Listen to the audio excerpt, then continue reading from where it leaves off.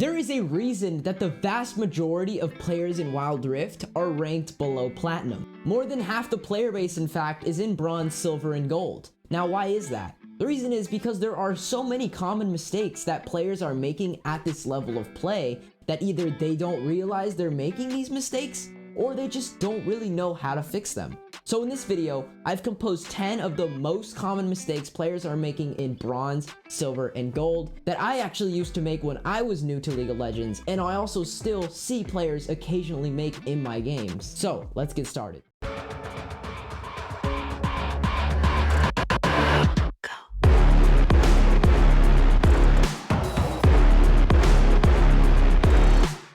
Okay, so let's discuss the first common mistake. So when you're left in the lane alone, maybe the enemy laner is recalling, or maybe they went for a roam, they left the lane, you're alone, and you're trying to figure out what you should do. Now, there are a lot of things you can do when you have the lane to yourself, and that includes roaming to another lane to try to get some kills, warding, going to get some boards in the enemy jungle, maybe just hitting the tower, trying to get some tower plates and tower gold, or maybe it's just recalling yourself and buying some items. Now, here's where the mistake comes in. Players are always making the wrong decisions because they don't know why you would want to do a certain thing. So the first priority, or the thing you should really look to do, is to roam, especially if you're playing an assassin champion or someone who does kind of specialize in mobility and just getting kills around the other areas of the map, such as Fizz or Zed. But in general, if you have an opportunity to roam, maybe the enemy bottom lane is overextended, you should take that opportunity. And if the enemy's roaming to that lane, then you should just follow their roam. It's just way better. The only time you wouldn't want to roam is if the enemy minions are pushing towards you. You want to make sure you get all that golden experience first, get your way pushing towards their tower because they're gone, so you want to try to deny them experience, and then you can go roam. The next best option you can do is actually take tower plates depending on the champion. If you're playing a champion that takes tower plates pretty fast, if your opponent's gone and the game has gotten long enough to the point where you have some good items and you can take the towers pretty quickly, then you should go for it. So maybe you're playing Tryndamere in top lane, maybe there's like a mini fight going in mid lane, but you're like, I don't think I should roam to that. Then just go ahead and take the tower or take some plates, do what you can. If the game is really early on and you barely do any damage to towers though, it's just not worth it no matter what. Another thing that's pretty underestimated is just walk out of your lane a little bit, walk a little bit into the enemy jungle and put a ward. This can help your entire team getting vision on the enemy jungler, seeing when they're doing their raptors or seeing when they're doing one of their buffs. This is all critical information that you can get from dropping a deep ward into the enemy jungle, and it doesn't take that long. So you just walk up a little bit into the enemy jungle, pop down your ward, then pop back to your lane, then just take any enemy minions that walked up a little bit towards your tower, because you don't want to lose any minions, of course. Now, the final thing you can do, the most consistent in my opinion, is just to recall. If you don't have that much gold and you can't really buy that much, or maybe you can't buy any items at all, then obviously you don't want to recall unless you're extremely low on health.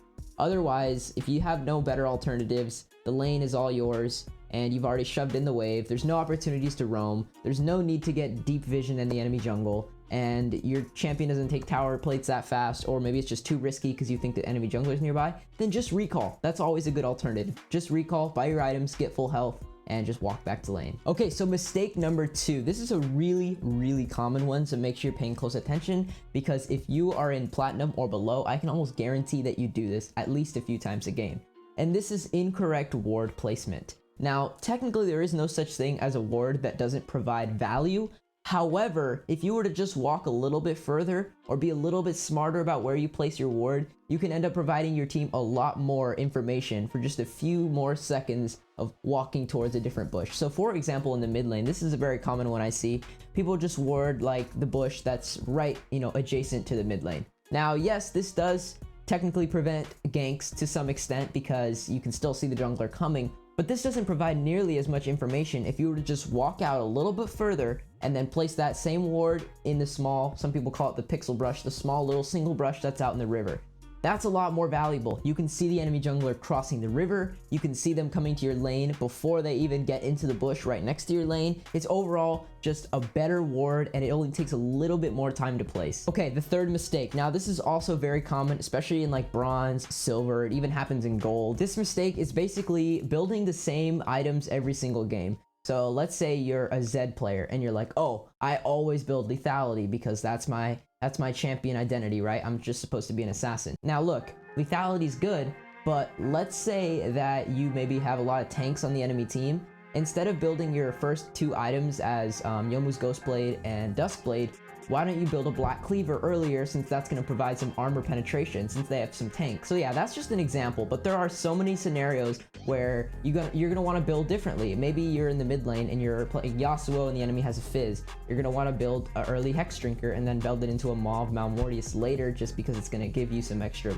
damage stats, which is what you want in your champion, and also give you some magic resist, which is going to be very strong against an assassin like Fizz. So just think about your items. If you have a scenario where building a different item is going to really benefit you rather than your default build path, then you should definitely build that alternative item. So this just comes with time, knowing what items are good against certain champions, and maybe a little bit of research, but it's definitely worth it. It can save your life a lot of times, having that extra resistance or maybe that extra damage versus a certain type of champion. So it's definitely worth looking into. Okay, the 4th common mistake, this is kind of like 2 in 1. So basically this is 1, not understanding champion identities, and we're going to talk specifically about scaling versus non-scaling champions.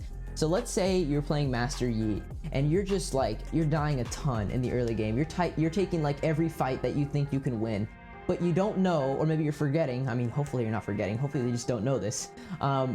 Master Yi is horrible in the early game. So if you're taking like really early fights before 5 minutes with Master Yi, unless it's an absolute free kill and they have like barely any health, then you could take it, of course. But Master Yi is a scaling champion. He's gonna be stronger in the later game, maybe the mid game too, but yeah, early game, just no, don't do it.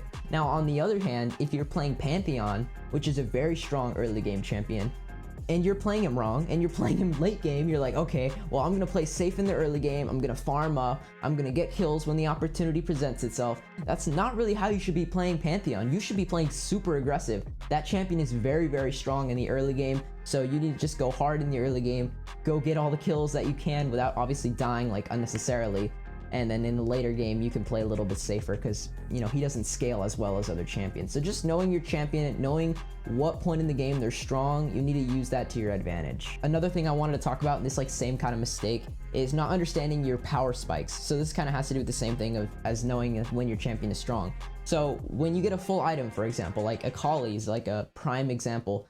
When Akali gets her Gunblade, she's like really, really strong, like a lot stronger than if your, you know, enemy laner were to just complete their first item. When Akali completes her Gunblade, she can get a solo kill. Like you could kill them in lane if you play it right. So just knowing when your champion is strong, and that kind of also, you know, makes you think like, okay, well, if I'm about to get my Gunblade, should I go for the trade? No, you should just farm, get your Gunblade, and then go for the trade. You have a much better chance of actually killing them. So that's just an example. Knowing when your champion gets their power spike, as in, you know, what items they need in order to be really, really strong at that point in the game. Okay, this one is really, really simple, but I swear it's so important and players just forget about its importance. And this is just looking at your minimap whenever you can. And I'm serious, like I know I look at the minimap like every 5 seconds, maybe even more. So especially if you're a jungler, you should have your eyes always on the minimap, because say you're mid laner, you see a fight breaking out in, you know, one of the lanes, whether it's the Baron lane or it's a Dragon lane. You're not looking at the minimap, then you're not even gonna know that fight was breaking out and you couldn't have been there to go maybe grab a kill or an assist or maybe 2.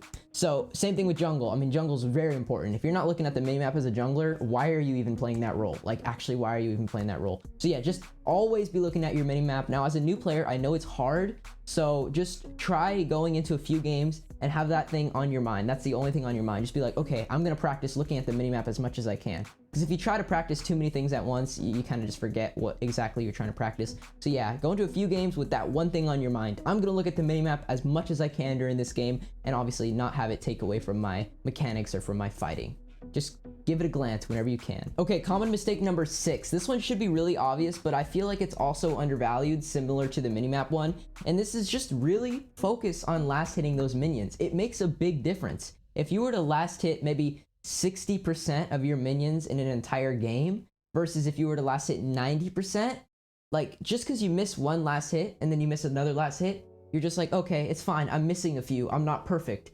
But think about it, if you had a 60% last hit ratio and a 90% last hit ratio, by the time that game is over, the gold you would have gotten if you would have last hit 90% of the minions rather than the 60 is insane. You would have had so much more gold. So just a quick tip, but it's something really important to remember, and it does really help you, especially in the Dragon lane when you're super gold dependent as an AD carry. Okay, common mistake number 7, and this is knowing when to group for an objective. I see this happen so much, especially when I first started playing on the Europe server, when I was playing before NA came out. I would see so many players that would just do their own thing in another lane when the dragon is about to spawn, or when the baron is about to spawn. As you get higher in the ranks, of course, you know, platinum, emerald, diamond, players start getting better about this. So the baron spawning in 20 seconds, baron lane, right? If you're in the dragon lane and you're farming minions, that's just not the place that you want to be, not right before the baron's about to spawn, especially if your team is perfectly capable of taking it.